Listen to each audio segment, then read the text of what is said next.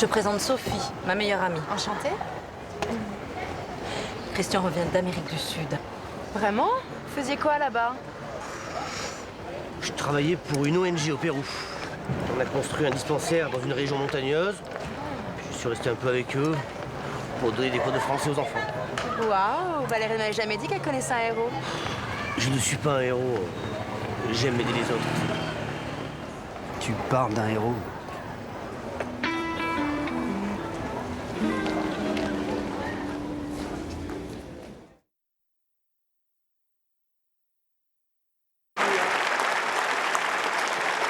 Marie Barcelo, 19 ans, entre pour la première fois dans les arènes d'Arles.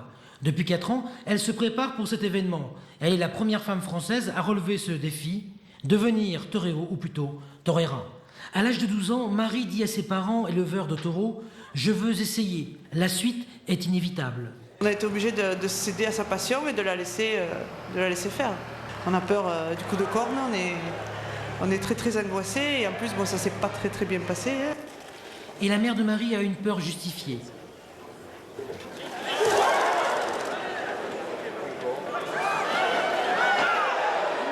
Quand elle est autourée, je souffre parce que on n'a pas envie de voir quelqu'un comme ça se faire mal.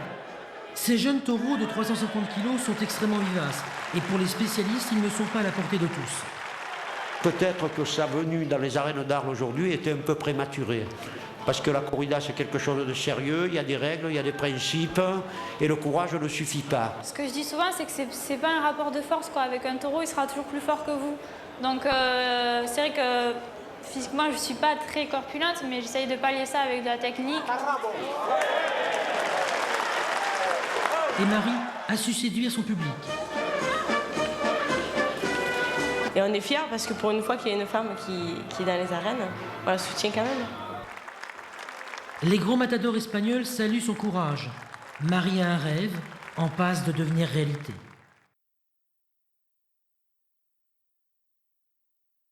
La grève s'arrête ce soir.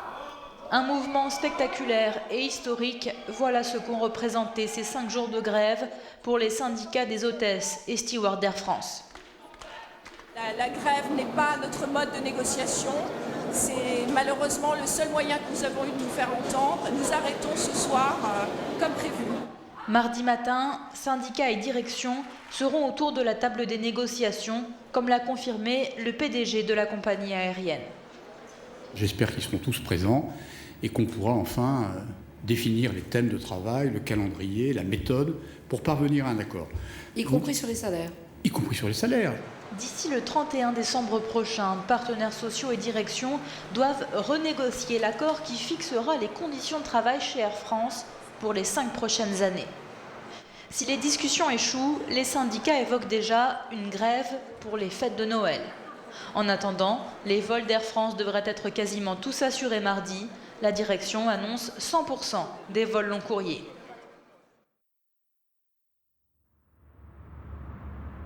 Allô Valérie, c'est encore moi. Écoute, j'en ai marre de parler à ton répondeur. C'est le 4e message que je te laisse. Je te signale que nous devions déjeuner ensemble. Je t'ai attendu près d'1 heure au restaurant. Rappelle-moi s'il te plaît dès que t'as ce message. Je commence à m'inquiéter. Valérie? Ah Olivier, mais qu'est-ce que tu fais là? Et toi? Qu'est-ce que tu fabriques dans cet accoutrement? Bah, tu vois bien, je milite. Je suis avec Christian, on est en opération de sensibilisation. Allez, dépose tout ça, on rentre à la maison, tu vas t'attirer des ennuis. Pas question. Ce que tu fais ne sert à rien, tu gênes les gens, c'est tout ce que tu fais. Je m'en moque, ça en vaut la peine. Si tout le monde se bouge, ça fera bouger les choses. S'il te plaît, ma princesse, rentre avec moi. Non, je reste encore un peu. Sauve-toi Valérie!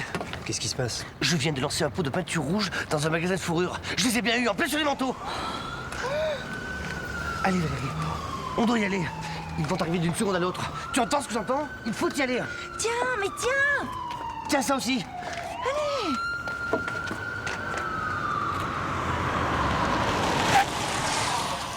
Allez! J'y suis pour rien, moi.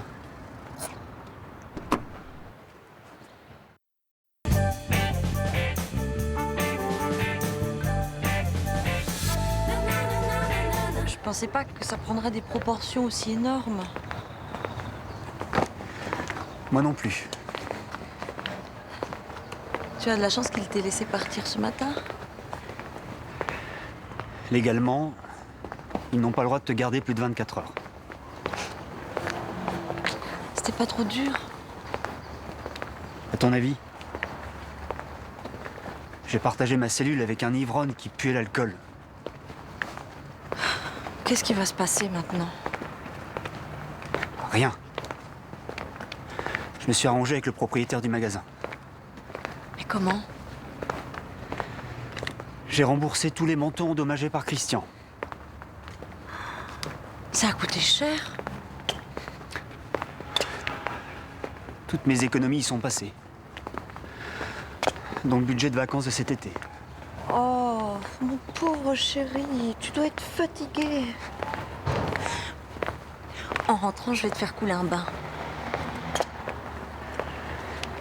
Et Christian? Il est fier de toi. Il voudrait savoir si tu accepterais de devenir le président d'honneur de notre mouvement. Président d'honneur? Bien sûr. C'est vrai? Oh, ça va lui faire plaisir, tu n'as pas idée. Dès qu'il m'aura remboursé les 5 000 € de manteau.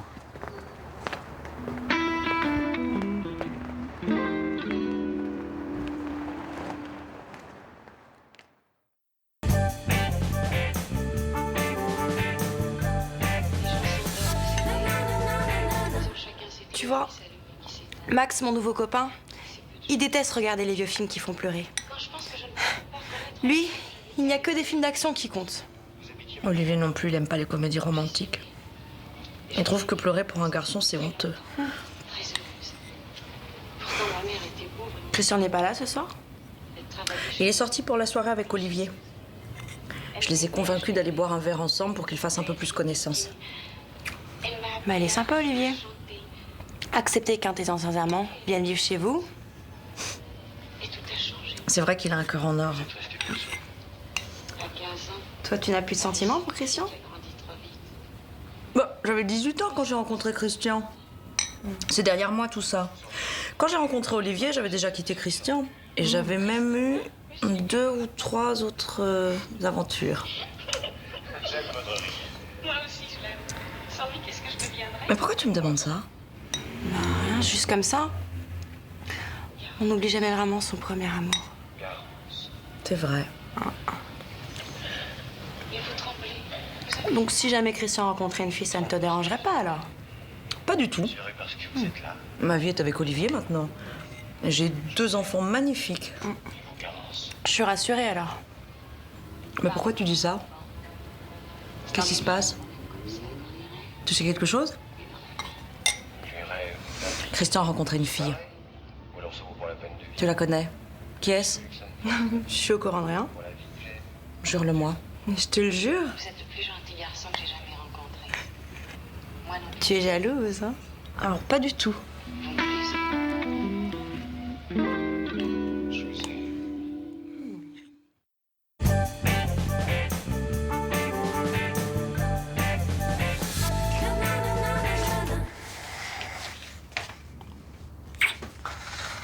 Alors, on s'ennuie? Olivier n'est pas là? Il est sorti pour la journée. Il est parti jouer au golf avec ses copains. Quel mari ingrat. Abandonner une jolie fille comme toi. C'est vrai ce que tu dis? Tu le penses vraiment? À ton avis? Ton compliment me touche. Valérie, j'ai un conseil à te demander. Bien sûr, je t'écoute. Je connais une fille très jolie, charmante, avec de l'humour. J'ai de l'attirance pour elle, mais je ne sais pas si c'est réciproque. Je ne sais pas comment faire. Je n'ai pas envie de tout gâcher. On s'entend bien tous les deux. Je vois. Depuis quelque temps, on se voit tous les jours et j'ai l'impression qu'elle éprouve des sentiments pour moi. Dis-le lui. La vie est bien trop courte. Il faut pas rater sa chance. Tu penses vraiment? Fonce. Oh Merci. Tu es vraiment une amie précieuse. Je l'appelle tout de suite. Allô, Sophie? Est-ce que l'on peut se voir ce soir? Il faut que je te parle. Je passe te prendre à 20h en bas de ton immeuble. À ce soir. Sophie. Ça y est, je vais tout lui dire ce soir, grâce à toi. J'ai l'impression d'avoir 18 ans. Comme quand on s'est rencontrés. Je suis contente pour toi.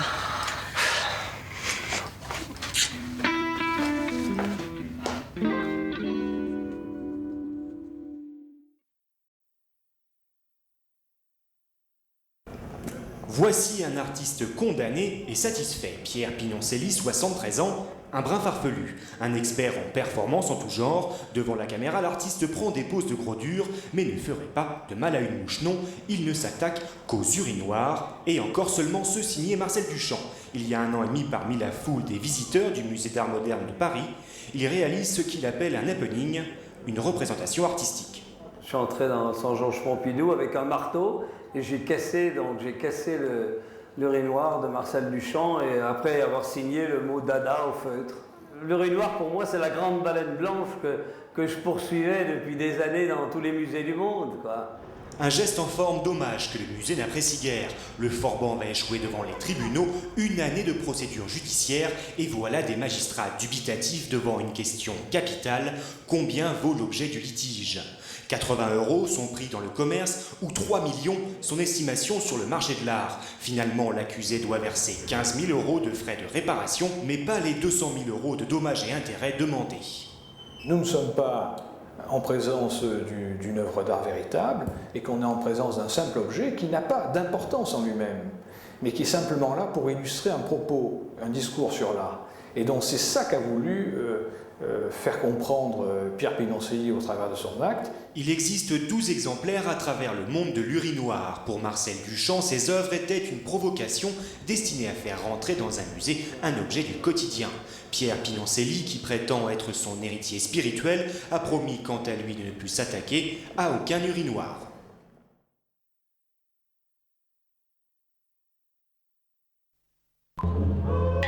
Lors de son ouverture, les aborigènes avaient béni le musée du Quai Branly. 1 an plus tard, 1,7 million de visiteurs auront parcouru les allées du bâtiment conçu par Jean Nouvel. Un engouement, une curiosité qui reflète un phénomène de société. Dans un monde de globalisation où les gens bougent beaucoup plus, où les gens peuvent aller en vacances en Asie ou en Afrique ou en Amérique, il y a une envie de voir, et de savoir et de comprendre quelles peuvent être ces cultures. Et qu'il soit profane ou sacré, chaque objet interpelle différemment le visiteur. C'est très touchant, ça représente les fondements de notre art en partie et en fait notre civilisation d'une richesse inconnue souvent. C'est beau juste pour la beauté des formes et des...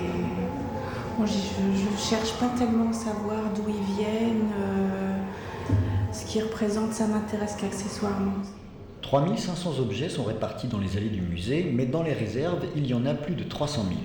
Les expositions temporaires renouvelées tous les 3 mois permettent de découvrir ce fonds exceptionnel. Le but n'est pas d'avoir toujours plus de fréquentation, c'est pas vraiment le sujet, il faut avoir une fréquentation de qualité. Mais si on veut avoir effectivement des gens qui viennent nous voir, qui viennent comprendre, qui viennent s'enrichir, on est obligé aussi un peu de créer un peu un événement. Et en septembre, l'événement, ce sera la Coupe du Monde de rugby. Le musée expliquera tout sur le haka, le tatouage maori et l'origine du ballon ovale dans les îles Samoa.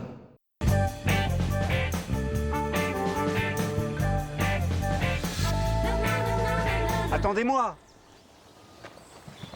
Tu n'as qu'à accélérer le pas. Mon sac pèse 1 tonne. Il ne fallait pas emmener la moitié de la maison. Je prends mes précautions. On part pour la journée, mon chéri. On ne sait jamais ce qui peut arriver. Si vous profitez de la nature tous les deux, au lieu de vous chamailler. Il est jamais content. On ne sait même pas où on va. J'aime bien avoir un but. Tu vas râler toute la journée? C'est énervant à la fin.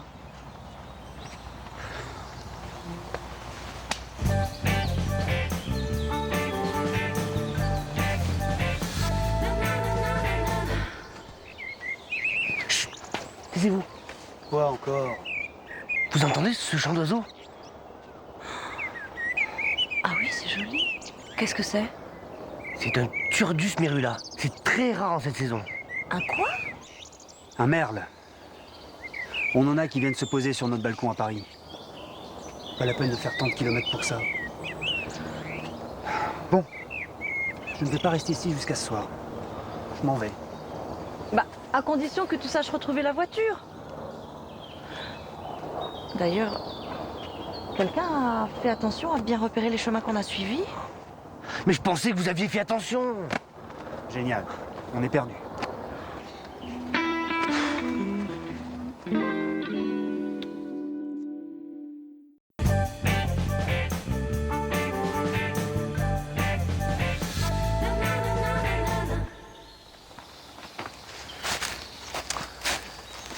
C'est par là, j'en suis sûr. Je me rappelle être passé par là. Pas moi. Le chemin ne me dit rien. Arrête, Olivier. Tu dois lui faire confiance. La nuit va tomber dans moins d'1 heure. Il faut qu'on se dépêche. Je n'ai pas le temps de lui faire confiance. Je n'ai pas envie de passer la nuit dans la forêt. Mais ça pourrait être marrant. Tu me protégerais contre les animaux sauvages. Et on irait chasser pour ne pas mourir de faim. On pourrait dormir à la belle étoile. Je préfère mon lit. Ça me rappelle un voyage au Brésil. Je m'étais perdu dans la forêt amazonienne. Qu'est-ce que tu fais avec cette boussole? Je cherche le chemin. Ce n'est pas un GPS. Une boussole, c'est utile quand on sait où on va. C'est par là. Tu es sûr de toi? Aucune hésitation. Suivez-moi. Tu devrais faire attention, il n'y a pas de chemin par là. Tu es sûr que tu veux couper à travers bois?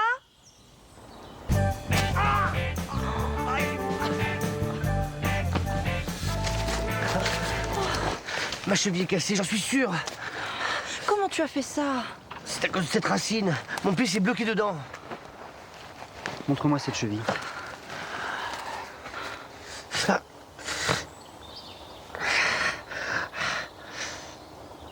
Mais qu'est-ce que tu fais? J'ai été secouriste dans ma jeunesse. C'est une simple foulure. Je vais te faire une attelle avec des branches. Ah, mon héros. Eh oh, je suis en train de souffrir là.